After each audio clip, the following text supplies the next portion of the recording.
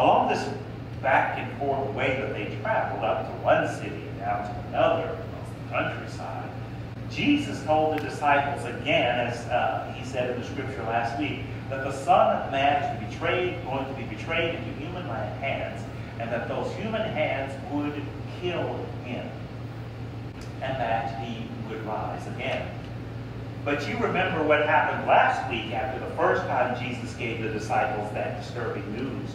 Simon didn't understand what Jesus was saying, and so Simon took Jesus to task about it, and Jesus, in front of all the other disciples, said to Simon, "Get thee behind me," who? Satan. So, when Jesus explained for a second time what fate awaited him, the disciples may not have understood him any better, but no one had the courage to ask him a thing about it. But the disciples did get into a big discussion among themselves, as Matt read. It was so noisy and so disturbing that when they arrived at Capernaum, Jesus asked them a question. Jesus said, "What were you talking about among yourselves as we traveled the road? What were you arguing so loudly about?" Once again, the disciples were silent. Now, the first time they were silent because they were afraid to ask. Now they were silent because they were afraid to answer. But Jesus, being perfectly centered in God, Jesus, being God, knew perfectly well the subject matter of the dispute. Who would be first among the disciples? Who would be first among the disciples with relation to Jesus? Who would be first among the disciples with relation to God's kingdom? Isn't it interesting that Jesus doesn't say at this place, you know, your struggle for power, your struggle to be first among the disciples, it's all wrong. Your concept of how God's realm in heaven or here on earth will be set up is a bad concept. Instead, Jesus redirected their energy, their quest to be first. Jesus begins with, "I know what you are arguing about. You are arguing about who will be first, who will be preeminent in your relationship with me, who will be first in God's realm, in God's kingdom." Okay, you want to be first? You want to be first in God's realm? Okay, I'm going to show you how to do it. Oh, how each disciple ear must have pricked up at that. The secret. They were finally getting the inside track on how to advance in this King of Kings kingdom. Can you imagine the anticipation of the information for the disciples? All around them, they were living in, and they saw the Romans moving past them in great procession with mighty armies, while the disciples' own mothers and fathers, the village families in the community, were starving to death, trying to pay the taxes to support these mighty Roman overlords, and also still continue to pay their tithes at the temple. Roman soldiers would come by, and by law, the soldiers could compel any person who fell under their gaze to drop what they were doing and carry whatever load the soldiers had for a mile or more. And that's just a euphemism for what the Roman soldiers could compel them to do. You know that these Jesus disciples, young men and women, and perhaps older people in their families, have been subjected to the humiliation and subjugation of having to be disrespected again and again and again by these occupying alien oppressors. Can you imagine seeing someone in your family, somebody that you love, forced to do the will of a Roman official, anything that the official wanted? Your mother, your father, your sister, your child, and there was absolutely nothing you could do about it if you wanted to live. So, can you imagine that when and if one of Jesus' disciples ascended to being number one among the disciples with regard to their relationship with Jesus, to the conquering Messiah, he or she would make it their business to stop the persecution of their families, and more importantly than that, being the red-blooded Americans that you and I are, if we were those disciples, we'd probably get a little busy in the payback business. paying back all the people that disrespected them and disrespected those whom they loved. Jesus was all powerful. Things would be set to rights, and if I was first among the disciples, I would have the power to do it. And the disciples were arguing among themselves as to who would be the one to take that top position. Yes, first among them to the disciples meant power, being in charge. It meant the first among them would have the authority to take the Jesus movement straight back to a code older than the Hebrew Decalogue known as the Ten Commandments. It meant taking the Jesus movement all the way back to an earlier code called the Code of Hammurabi, the Lex Talionis, a code whose centerpiece was this: an eye for an eye, and a tooth for a tooth.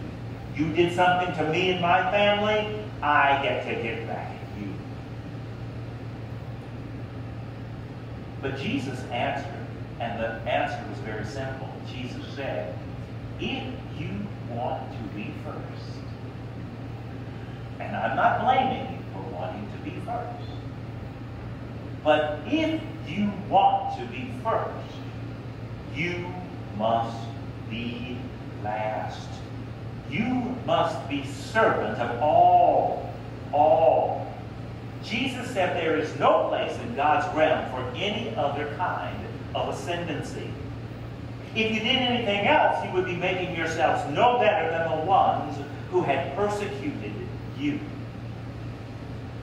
How often have we sat on church boards? Of course, never here at Little White Chapel, but on other church boards long ago and far away, and watched God's very will be put on the back burner as committee members did battle to control the board, control the church, did battle for power. Little White Chapel has its own way of doing many, many ministries. You may think you just come to church on Sunday and put in tons of money and go home. And other people who attend this church quite regularly think that Little White Chapel makes tons of money by renting out lots of meeting rooms. What a laugh. What a horrible,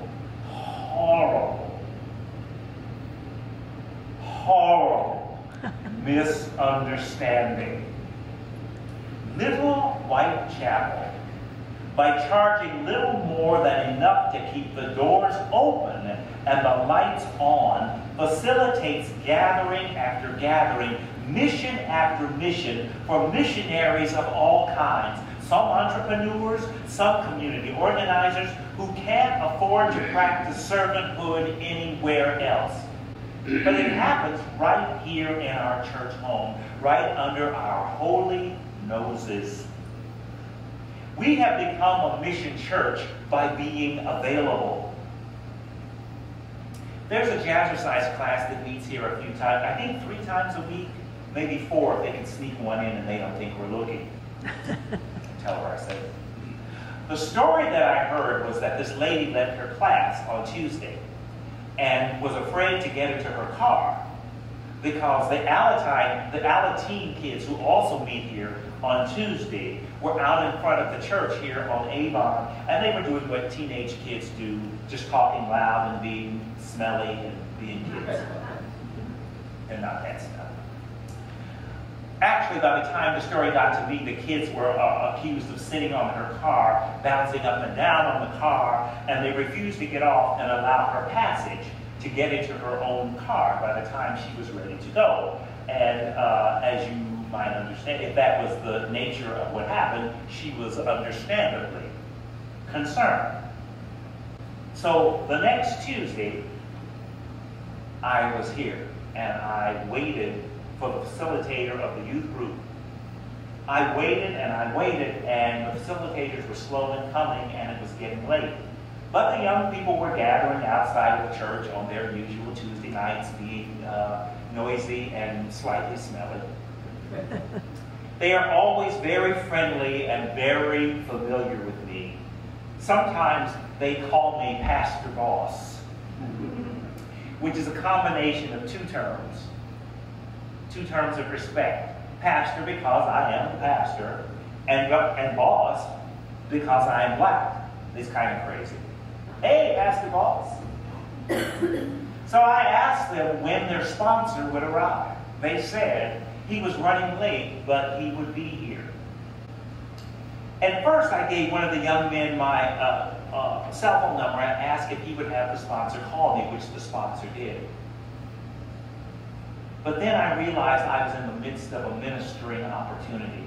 And I looked at the young man straight in the eye and I said, I want to talk to you about something. And he said, have we done something? Is anything wrong? Are we going to be put out on the street?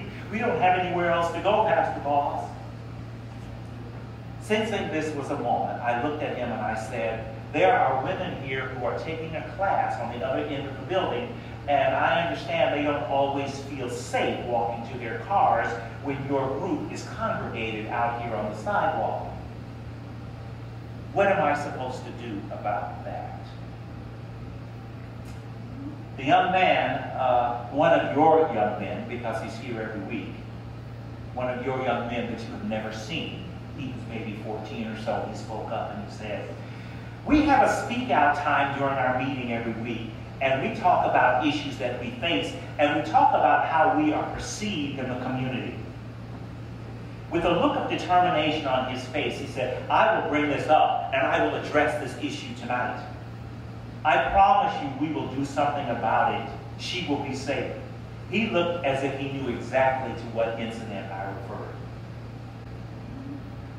So this past Tuesday night, they meet on Tuesday nights, and we had board meeting. Another young man, a big boy for 12, but still a child, came up to me and said, how you doing, boss? I resisted the urge to say to him, you mean Pastor Boss. I figured that wasn't really necessary.